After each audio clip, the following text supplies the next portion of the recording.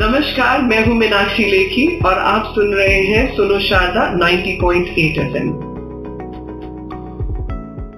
नमस्कार, आप सुन रहे हैं सुनो शारदा 90.8 FM। मैं हूं गगन और इस वक्त एक खास मेहमान, खास गेस्ट मेरे साथ जुड़ चुके हैं। मेहमान कहूं, दोस्त कहूं, कुछ समझ नहीं आ रहा क्योंकि मेरे बहुत अजीज दोस्त भी हैं और चूंकि रेडियो के पॉइंट ऑफ व्यू से वो आज टेलीफोनिक इंटरव्यू पर, मेरे बुलावे पर वो आज आए हैं, तो वो मेरे गेस्ट हुए। समय ऐसा है कि कोरोना से कहीं ना कहीं हम सब परेशान हैं। WHO ने इसको पहले ही घोषित कर चुका है वो कि एक वैश्विक महामारी है, इससे हम कैसे बचकर रहें, कैसे अपना ख्याल रखें। बहुत सारी चीजों को हम जान रहे हैं, सुन रहे हैं, समझ रहे हैं। कहीं ना कहीं ये सारी बातें हमारे दिमाग पर बहुत ज्यादा, कहते हैं ना कि हावी हो चुकी हैं। अब जाहिर सी बात है कि इतना सारा स्ट्रेस है, इस तनाव को कैसे मुक्त किया जाए, कैसे स्ट्रेस फ्री अपने आप को हम रख सकते हैं। कुछ लोग अपने अपने तरीके से मूवीज देख रहे हैं, कुछ पढ़ रहे हैं, कुछ लाफ्टर का सहारा ले रहे हैं। हाय हाय हाय, जब लाफ्टर का जिक्र हो ही चुका है तो ऐसे ही एक लाफ्टर के दिग्गज, stand up comedian, open mic winner, motivational speaker Bhupi from UP मेरे साथ जुड़ चुके हैं टेलीफोनिक इंटरव्यू के लिए। तो भूपी, आपका सुनो शारदा 90.8 FM पर बहुत बहुत स्वागत है। थैंक यू सो मच, शुक्रिया गगन भाई। कैसे हैं आप? मैं अच्छा हूँ, आप बताइए। बस आपकी दुआएं। आपके लिसनर्स कैसे हैं? माशाल्लाह, सब लोग अच्छे हैं, बेहतर हैं, क्योंकि हम उनका ख्याल रख रहे हैं और यही वजह है कि हम डॉक्टर्स के इंटरव्यूज उनको सुना रहे हैं, सेलिब्रिटीज के इंटरव्यूज हम उनको सुना रहे हैं। और आज एक लाफ्टर के दिग्गज, एक लाफ्टर के कॉमेडियन, सरताज कहूँ, क्या कहूँ, वो मेरे अजीज दोस्त भूपी को मैं उनके सामने लेकर आया हूँ। तो मुझे वाकई बहुत खुशी हो रही है क्योंकि इस स्ट्रेस को कम करने के लिए आपके जरिए मुझे कुछ लाफ्टर मेरे लिसनर्स को सुनने को, समझने को मिलेगा। तो मैं खुश हूँ, मेरे लिसनर खुश हैं। और बताइए, कैसी चल रही लाइफ इस समय?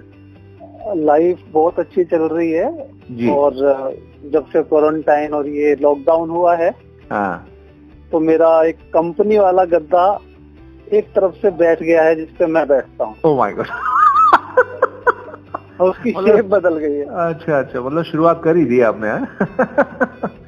जी जी। तो ये एक बहुत ही विकराल समय है, ये खतरनाक है पूरी मानव जाति के ऊपर। और सबसे पहले मैं आपका शुक्रिया अदा करूंगा कि आपने मुझे बुलाया, और आपसे ज्यादा खुश मैं हूँ क्योंकि आप जानते ही हैं रतन भाई, मैं भिखारियों को पैसे दे दे के शेर सुनाता हूँ। Oh my God. अभी लॉकडाउन से पहले मेरे घर पे एक भिखारी आया, मैंने उसको 5 रुपए दिए। मैं, भाई 5 रुपए ले ले, 2 शेर सुन ले। हाँ। उसने तुरंत जेब में हाथ डाला, 10 का नोट निकाल लिया, बोला भाई साहब 10 रुपए रख लो पर शेर मत सुनाना। क्या बात है, क्या बात है, बहुत गुड जी। तो ये होती रहती है, लेकिन वो जो सुनाने का एक वो होता है, वो कहाँ जाएगा? हाँ। वो तो अंदर रहता ही रहता है। हाँ। इसी उम्मीद में कल मैं घर से निकला और चौराहे पे खड़े होकर पुलिस वालों को मैंने कुछ शायरी सुनाई जी। उसके बाद जो उन्होंने मुझे दाद दी है भाई साहब, अभी तक सीधा नहीं बैठा जा रहा। अच्छा, ओह माय गॉड। मैं समझा पहले टेक में कि दाद मतलब वाह वाह, मतलब बहुत अच्छा सुनाया आपने, हमारा स्ट्रेस कम कर दिया। अब मैं समझ पाया कि आपको सीधा क्यों नहीं बैठा जा रहा है, यानी कि वो दाद आपके शरीर पे मिली। हाँ, डंडों पे रख रख के दाद दी है जी, वहाँ की जगह आहा निकल रहा था। सही है भूपी भाई, सही जा रहे हैं, वेरी गुड, यही चाहिए मुझे मेरे लिसनर्स को जी। तो आजकल जैसे कहते हैं कोरोना है, हाँ। तो मैं तो आप जानते हैं इश्क का शायर हूँ। हाँ, आने दो। पूरी जिंदगी मैंने इश्क ही किया है, तो कोरोना से मैंने इश्क निकालने की कोशिश की है। क्या बात है, क्या बात है। देखिए, इस समय ऐसा ही है भूपी भाई कि ऐसे समय में इश्क निकल कर आए, मुश्क निकल कर आए, खुशियां निकल कर आए, लाफ्टर निकल कर आए, वही हम सबको चाहिए। तो मैंने कोरोना से इश्क निकालने की कोशिश की है। कोरोना अभी भी नंबर 2 पे है। एक ऐसा रोग है जो हमेशा से, सदियों से नंबर 1 पे रहा है जी। वो है इश्क, वो है प्रेम रोग। क्या बात है, क्या बात है। तो उसके लिए लिखने की कोशिश की है कि काश मेरा होना भी न होना हो जाता, दिन रात फिर चैन से सोना हो जाता। बहुत खूब। काश मेरा होना भी न होना हो जाता, दिन रात फिर चैन से सोना हो जाता। मेरा नसीब कि मुझे इश्क हुआ, इससे तो अच्छा था कोरोना हो जाता। Oh my God. भगवान ना करे किसी को हो, लेकिन किसी को इश्क है। तो ये है, लिखने की कोशिश की है थोड़ी सी। नहीं माशाल्लाह, बहुत अच्छा लिखा। अगर आप इजाजत दें तो मुझे भी कुछ याद आ रहा है। हाँ, इरशाद, स्वागत है। उसकी मोहब्बत, उसकी मोहब्बत इस लॉकडाउन में पल पल तड़पा रही है मुझे। ओए होए। उसकी मोहब्बत इस लॉकडाउन में पल पल तड़पा रही है मुझे। उस जालिम को देखो भाई साहब, उस जालिम को देखो, फोन कर कर बाहर मिलने को बुला रही है मुझे, मिलने को बुला रही है मुझे। मतलब क्या बात, मतलब कुछ आ गया सर, हमने भी लिख लिया। अरे अच्छा, हमारा टाइम पास कैसे हो रहा है? जी बताएं। अब कुछ नई चीजें तो बची नहीं है जी। हुआ क्या है कि बस उन्हीं यारों, उन्हीं यादों, उन्हीं ख्वाबों में रहते हैं। घर से ना निकलना, हम उनसे और वो रोज हमसे कहते हैं। क्या बात है, क्या बात है, क्या बात है। बहुत खूब, बहुत खूब, बहुत खूब। टेंशन बहुत ज्यादा है भूपी भाई, और इस समय में मुझे लगता है कि शेरो शायरी, म्यूजिक, रीडिंग, लाफ्टर लोगों को वाकई बहुत जरूरी है, ताकि वो जो तनाव है वो कम हो सके। और इसीलिए आज मैंने टेलीफोनिक इंटरव्यू के लिए आपको कॉल किया है, और आपके जो पिटारे में है वो धीरे धीरे निकलना शुरू हो चुका है। तो कुछ और बताइए ना हमारे लिसनर्स के लिए। जी, मैं बस ये कह रहा हूँ, कोरोना का पालन करें और अपना दिमाग ना लगाएं। तो सरकार ने, जो गवर्नमेंट ने जो नियम बना दिए हैं उनका पालन करें। नहीं तो सब लोगों की सोच अलग अलग होती है जी। कोई कुछ सोचता है, कोई कुछ सोचता है, सबके मायने अलग अलग हैं। सब अपनी कस्में रस्में सब अपने हिसाब से देखते हैं। कल मुझे एक मेरा दोस्त मिला, बीड़ी पी रहा था। तो भाई तूने तो कसम खा ली थी बीड़ी छोड़ने की। कह रहा हाँ, वो तो कमला बीड़ी की खाई थी, ये तो 500 का बंडल है। मतलब लोग अपने हिसाब से बदल लेते हैं नियमों को, कस्मों को। जी जी जी। लेकिन इसके साथ एक ये भी कटु सत्य है गगन भाई जी, कि सबके लिए इस लॉकडाउन का मतलब एक जैसा नहीं है। जैसे कि कैसा वक्त आया है कि हर इंसान तरसता है। क्या बात। कैसा वक्त आया है, देखिएगा ये गरीब और अमीर इंसान। कैसा वक्त आया है कि हर इंसान तरसता है। मैं रोटी को तरसता हूँ, वो पिज्जा को तरसता है। ओहो, क्या कह दिया, क्या कह दिया साहब, क्या कह दिया, क्या कह दिया। बहुत खूब, बहुत खूब। तो सबके लिए नहीं है। और एक मेरी कल जब मैंने देखा एक माहौल में, कई बार जैसे आप जानते हैं गगन भाई, आप और हम जुड़े हुए हैं, समाज सेवा से भी जाते हैं कुछ लोगों की, जरूरतमंदों की हेल्प के लिए। तो मैं कल जो मैंने हाल देखा वहाँ के लिए, वैसे तो ये लाफ्टर के लिए आपने आदेश किया है, लेकिन इसके बीच में मैं ये जरूर सुनाना चाहूंगा, अगर आप मुझे प्लीज अलाउ करा दो। आने दो। बच्चों के सिर पे आ चुकी धूप से मर जाऊंगा। बच्चों के सर पे आ चुकी धूप से मर जाऊंगा। हालात जिंदगी के इस रूप से मर जाऊंगा जी। बाहर गया तो कोरोना मार डालेगा। घर में अगर रहा तो भूख से मर जाऊंगा। ओए होए होए, क्या कह दिया भूपी भाई, जिंदगी की सच्चाई बयां कर दी आपने। लाफ्टर के साथ साथ मतलब गंभीर मुद्दे पे भी आपने सोचने के लिए मजबूर कर दिया। तनाव इतना ज्यादा है कि हम अपने स्ट्रेस को आपकी बातों के जरिए कम कर रहे हैं, लेकिन आपने भी जिंदगी की सच्चाई को हमारे सामने लाकर रख दिया। बहुत खूब, बहुत खूब, बहुत खूब। कुछ और निकालिए पिटारे में से, कैसे हम अपने आप को और स्ट्रेस फ्री करें, कैसे खुश रहें। आपके जो चुटकुले हैं, आपकी जो बातें, माशाल्लाह हमारे रगों में जो खून है वो शताब्दी की माफिक दौड़ पड़ रहा है। अच्छा लग रहा है आपको सुनकर? अरे मैं तो जैसे ही बाहर निकला दूध लेने के लिए, कह रहे भाई साहब क्या हाल है? बोला भाई साहब बस धक्के खा रहे हैं। बोले चलो कुछ खा तो रहे हो, लॉकडाउन में आ तो कुछ भी नहीं मिल रहा। सही है, सही है। मतलब वो उस्ताद मिल गया आपको, नहले पे देला।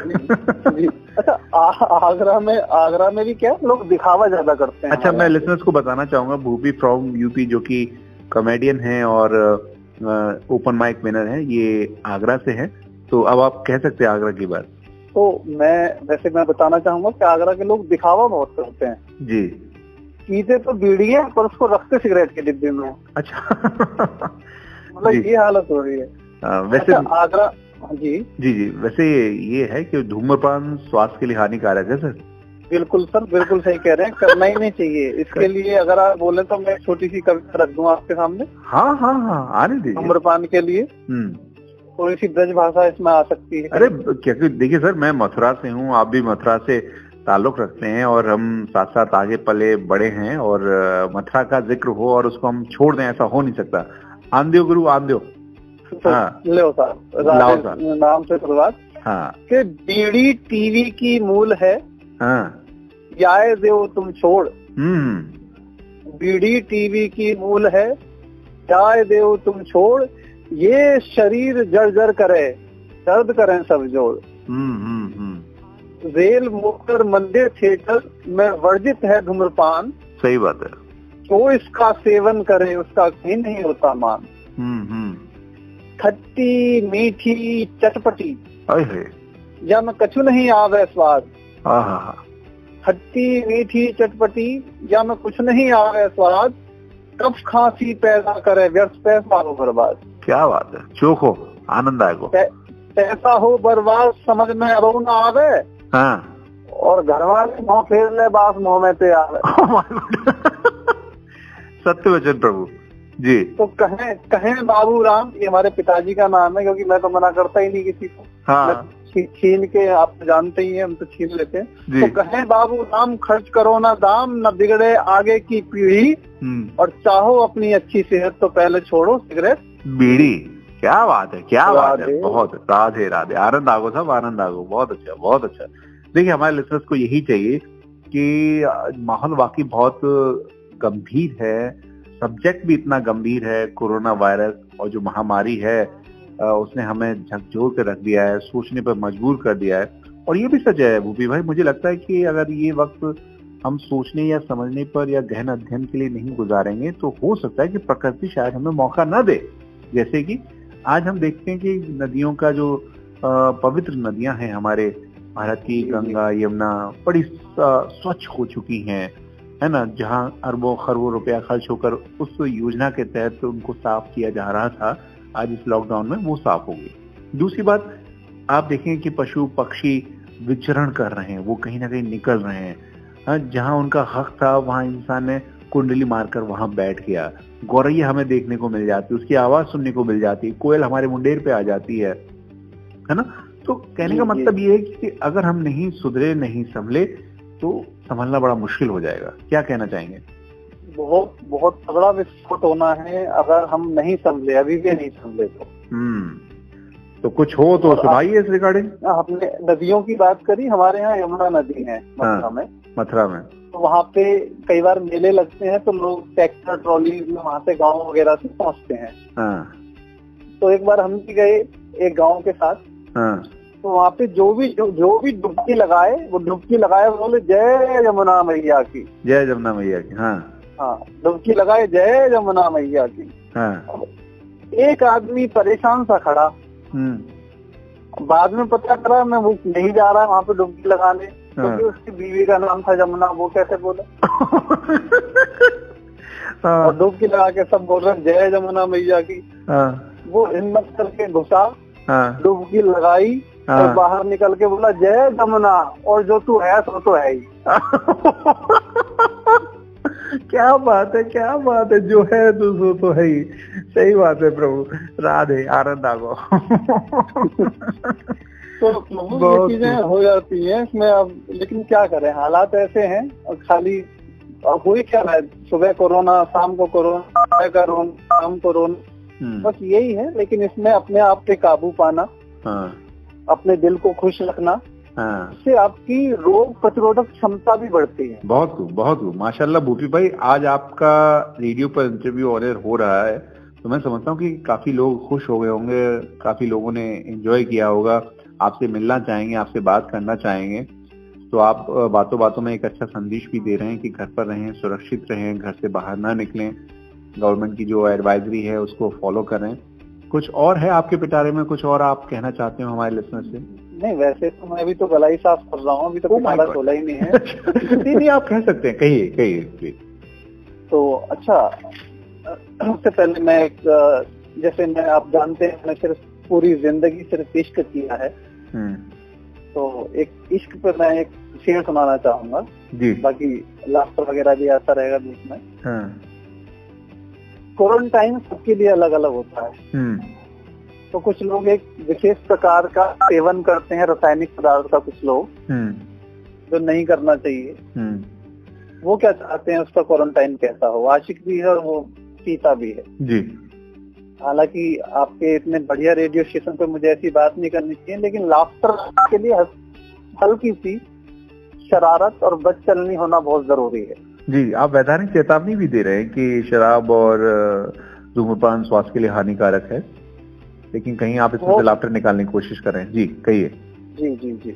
तो बुझते चरागे दिल को फिर से तू जला जा। क्या बात है। बुझते चरागे दिल को फिर से तू जला जा, आखिरी जाम अपने हाथों से पिला जा। दुनिया में मेरा दिल नहीं लगता साकी, मैं कदा बाहर से बंद कर दे और चला जा। वो उसका अलग क्वारंटाइन चल रहा भाई का। अरे तो डॉक्टर में जी जी माशाल्लाह, जबकि डॉक्टर ने कहा है कि इसका कोई हल नहीं है। सही हल। तो पड़ोस में क्या हुआ, एक दोस्त है चिंटू जी, उसके पापा ने उसको इतना मारा, इतनी पिटाई करी भाई, तो उठ नहीं पाया वो। अगले दिन वो मिली चिंटू के पापा, मैं अंकल जी राधे राधे। राधे राधे। मैं अंकल कल आपने चिंटू को बहुत मारा था। अरे यार उसने हरकत ही ऐसी की थी। मैं अंकल क्या कर दिया उसने? अरे यार तुम बहुत पी के आया था, नशे में था। तुम यार अंकल फिर इतना थोड़ी मारते हैं। अरे यार कल मैं भी नशे में ही था। तो सुधार लो, कैसे सुधारोगे? ओह माय गॉड लवली, क्या बात है माशाल्लाह, बहुत खूब बहुत खूब बहुत खूब। भूपी भाई मुझे बात करके आपसे वाकई बहुत अच्छा लगा। और नशे में तो वो कहावत है, वो गाना लाइन है, गाने की जो लाइनें हैं कि नशे में कौन नहीं है यहाँ बताओ मुझे यार, है ना। तो किसी को मोहब्बत का नशा, किसी को दौलत का नशा, किसी को प्रकृति का नशा, और जो सकारात्मक नशा है वो सुखद देता है। यानी कि अगर आप प्रकृति से प्यार करें, है ना, नेचर आपका ख्याल रखेगी, आप अपने आप से प्यार करेंगे तो ईश्वर भी आपका ख्याल रखेंगे कि बंदा अपनी हेल्थ का ख्याल रखता है। तो भूपी भाई मैं आपका बहुत बहुत शुक्रगुजार हूँ कि आपने मुझे समय दिया, मेरे रेडियो सुनो शारदा 90.8 FM पर आप आए, आपने अच्छी अच्छी बातें लाफ्टर के जरिए हमारे लिसनर्स तक पहुंचाई। ईश्वर से मैं प्रार्थना करता हूँ आप जिस राह पर चल रहे हैं आप तरक्की करें, बरकत करें और आप बहुत नाम कमाएं। मेरी तरफ से, मेरे एफएम की तरफ से आपके लिए बहुत बहुत धन्यवाद। आपका बहुत बहुत आभार गगन भाई, आपका और आपके सुनो शारदा रेडियो का बहुत बहुत आभार। Thank you. सो लिसनर्स, आपसे हमारे साथ comedian Bhupi from UP, open mic winner, motivational speaker. ये कार्यक्रम आपको कैसा लगा? और उम्मीद के साथ कह सकता हूँ कि ये कार्यक्रम वाकई थोड़ा डिफरेंट था, भिन्न था, क्योंकि यहाँ एक हास्य था, लाफ्टर था, टेंशन बहुत ज्यादा है और इसी वजह से आज मैंने इनको यहाँ कॉल किया। सो 0120406205 पर मुझे कॉल करके बताएगा जरूर ये प्रोग्राम आपको कैसा लगा। हंसते रहिए, मुस्कुराते रहिए और सुनते रहिए सुनो शारदा 90.8 FM, ग्रेटर नोएडा का अपना सामुदायिक रेडियो स्टेशन। Thank you.